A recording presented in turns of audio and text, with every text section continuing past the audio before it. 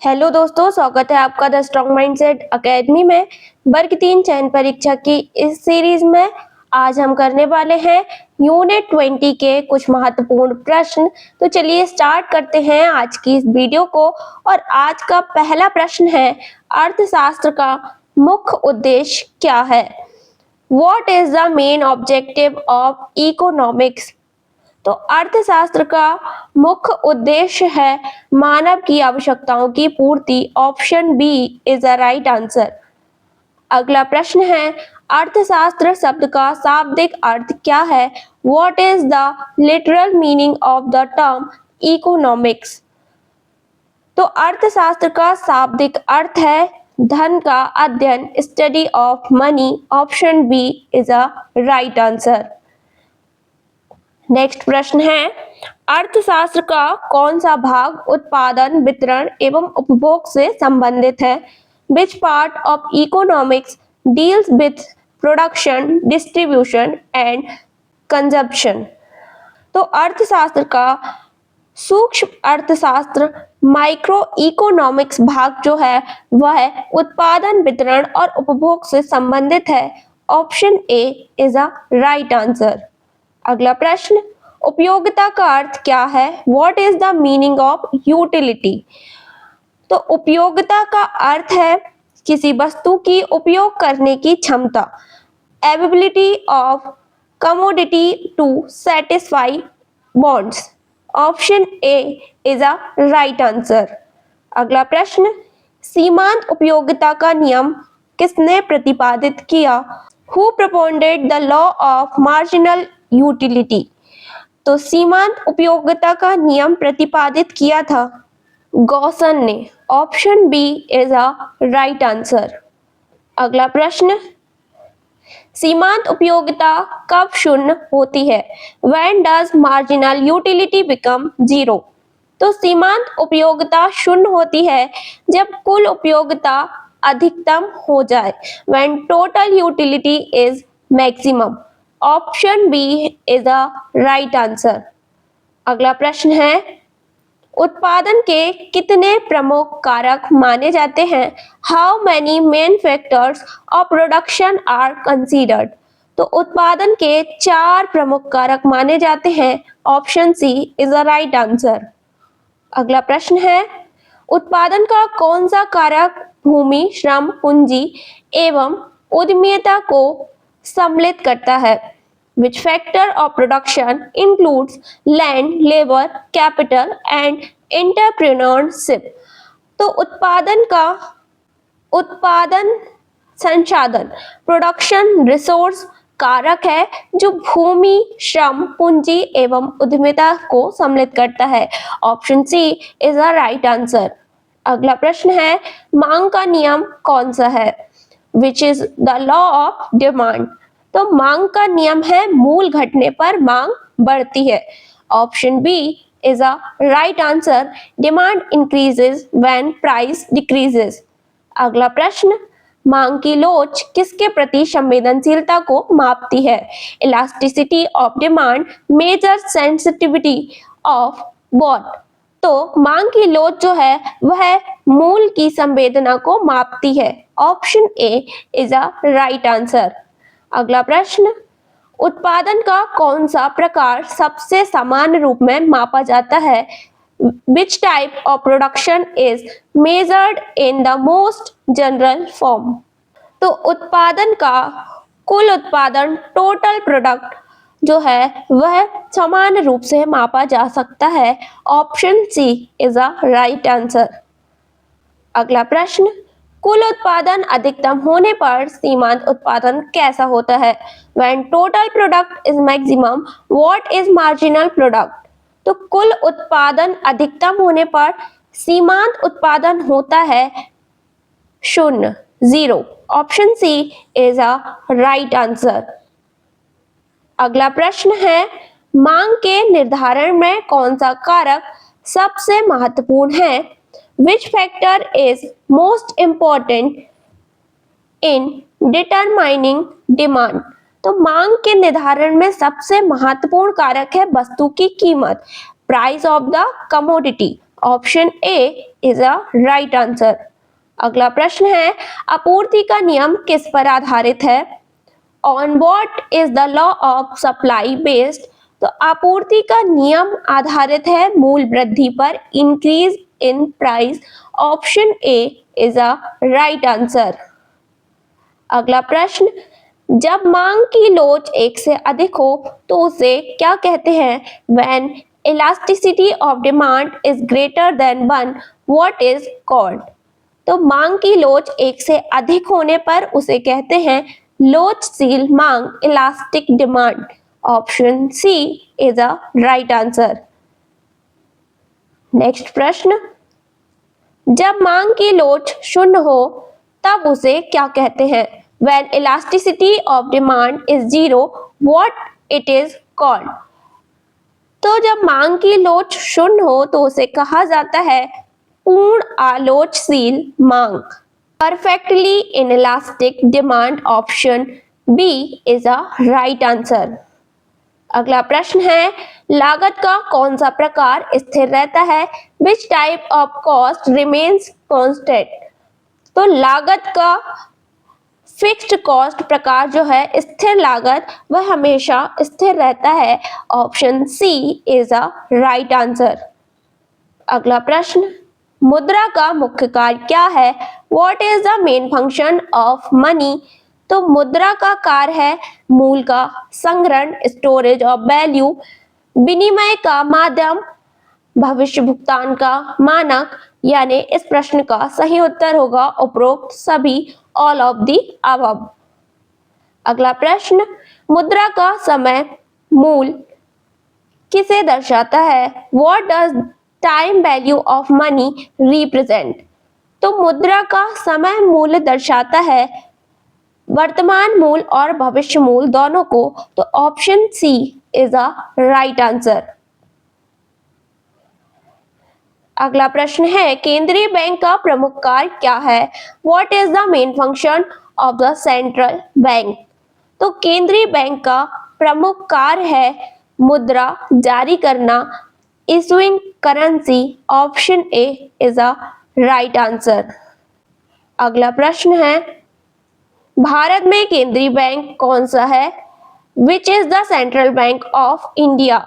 तो भारत का केंद्रीय बैंक है Reserve Bank of India. Option B is a right answer. अगला प्रश्न है, मांग का नियम किसने प्रतिपादित किया था? Who propounded the law of demand? तो मांग का नियम प्रतिपादित किया था मार्शल ने। Option C is a right answer.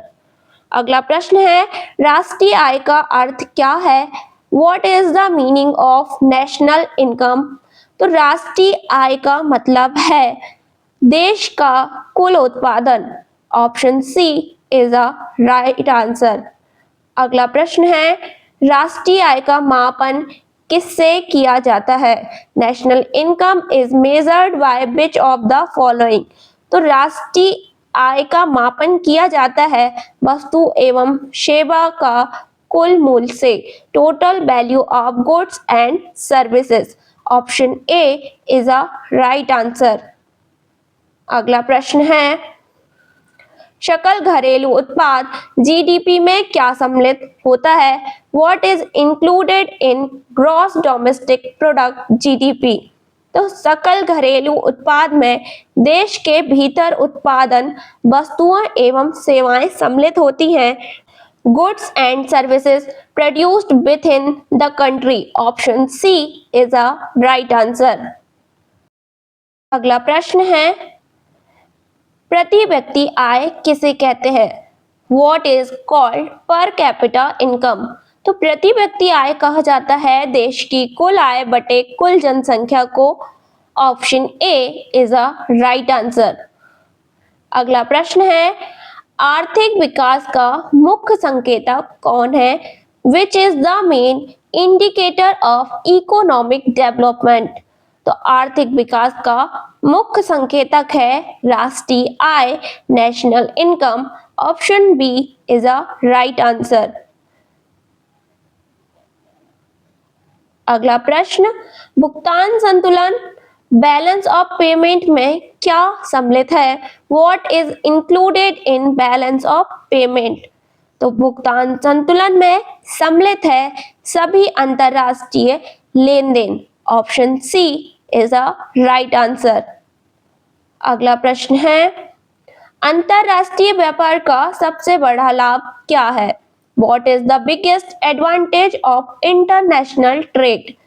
तो अंतरराष्ट्रीय व्यापार का सबसे बड़ा लाभ है संसाधनों का कुशल उपयोग, efficient use of resources. Option B is a right answer.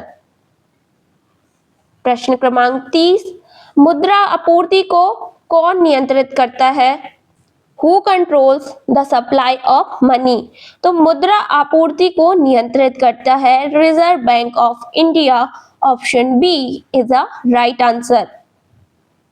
अगला प्रश्न है, मुद्रास्फीति का अर्थ क्या है? What is the meaning of inflation?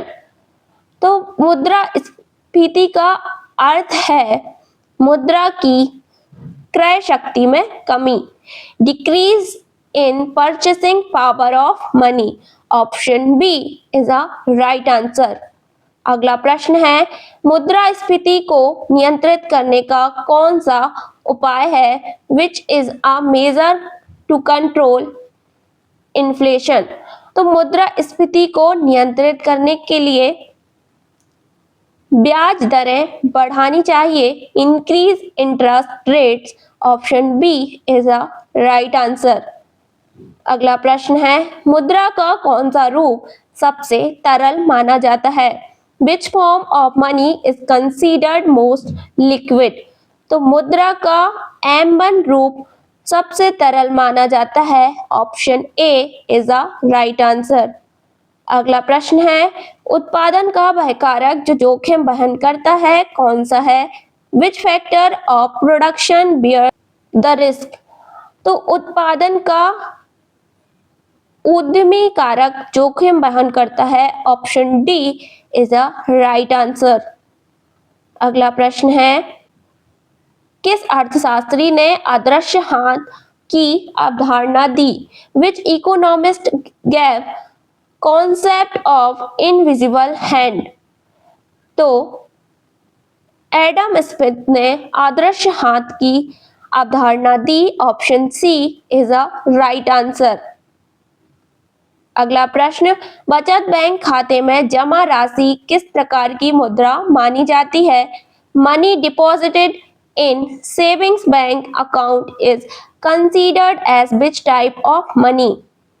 तो बचत बैंक खातों में जमा राशि को माना जाता है डिमांड डिपॉजिट, मांग जमा। Option B is a right answer. अगला प्रश्न है, आधुनिक बैंकिंग का कौन सा सिद्धांत नहीं है? Which is not principle of modern banking? तो आधुनिक बैंकिंग के सिद्धांत में नहीं आता स्टेबिलिटी, स्थिरता। Option C is a right answer. अगला प्रश्न, आर्थिक योजना का मुख्य उद्देश्य क्या होता है? What is the main objective of economic planning? तो आर्थिक योजना का मुख्य उद्देश्य होता है संसाधनों का कुशल उपयोग। Option B is a right answer. अगला प्रश्न है, मिश्रित अर्थव्यवस्था का अर्थ क्या है? What is the meaning of mixed economy? तो मिश्रित अर्थव्यवस्था का अर्थ है सार्वजनिक एवं निजी क्षेत्र दोनों, both public and private sectors. Option C is a right answer. अगला प्रश्न है, मंदी का मुख्य लक्षण क्या है? What is the main feature of recession?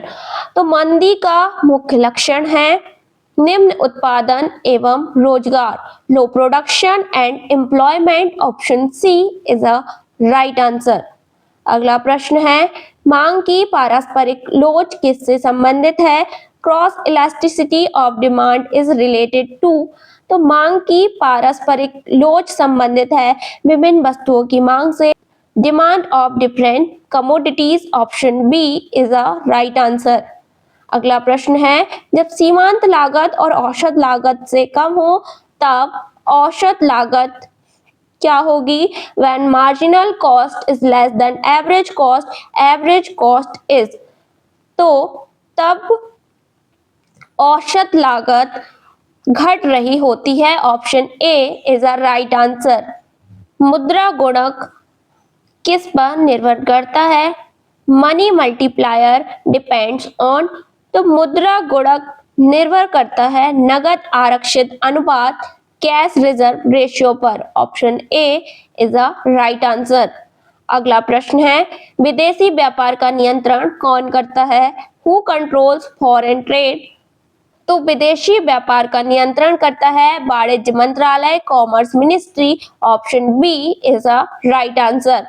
अगला प्रश्न है, भुगतान संतुलन में घाटा किसे दर्शाता है? Deficit in balance of payment indicates, तो भुगतान संतुलन में घाटा आयात अधिक और निर्यात कम से दर्शाया जाता है। Imports more and export less. Option A is a right answer. प्रश्न क्रमांक 46, कौन सा कर प्रत्यक्ष कर है? Which is direct tax? तो इसमें से आयकर इनकम टैक्स प्रत्यक्ष कर है। Option A is a right answer. अगला प्रश्न है, कौन सा कर अप्रत्यक्ष कर है? Which is an indirect tax? तो इसमें से बिक्री कर सेल्स टैक्स जो है वह अप्रत्यक्ष कर है। Option C is a right answer. Next प्रश्न है, कीन्स ने किस अवधारणा पर बल दिया? Keynes emphasized on which concept? तो कीन्स ने मांग का महत्व अवधारणा पर अधिक बल दिया। Importance of demand. Option A is a right answer. अगला प्रश्न है, उपभोक्ता अधिशेष किसके बीच का अंतर है? Consumer surplus is difference between, तो उपभोक्ता अधिशेष जो है वह भुगतान की इच्छा और वास्तविक भुगतान के बीच अंतर है। Option C is a right answer. अगला प्रश्न है, अर्थशास्त्र का पिता किसे कहा जाता है? Who is called father of economics? तो अर्थशास्त्र का पिता तो कहा जाता है चाणक्य को, पर यहाँ क्वेश्चन में आप कर लीजिए मॉडर्न अर्थशास्त्र यानी आधुनिक अर्थशास्त्र। तो आधुनिक अर्थशास्त्र का पिता कहा जाता है एडम स्मिथ को। Option C is a right answer. तो दोस्तों यहाँ हमारे यूनिट 20 के 50 प्रश्न पूरे होते हैं। आगे के प्रश्न हम नेक्स्ट वीडियो में करेंगे। उम्मीद है आपको यह वर्ग 3 चयन परीक्षा की सीरीज पसंद आ रही हो। अगर यह सीरीज पसंद आ रही हो तो प्लीज लाइक शेयर सब्सक्राइब जरूर करें। मिलते हैं हम नेक्स्ट वीडियो में आगे के प्रश्नों के साथ। जब तक के लिए धन्यवाद।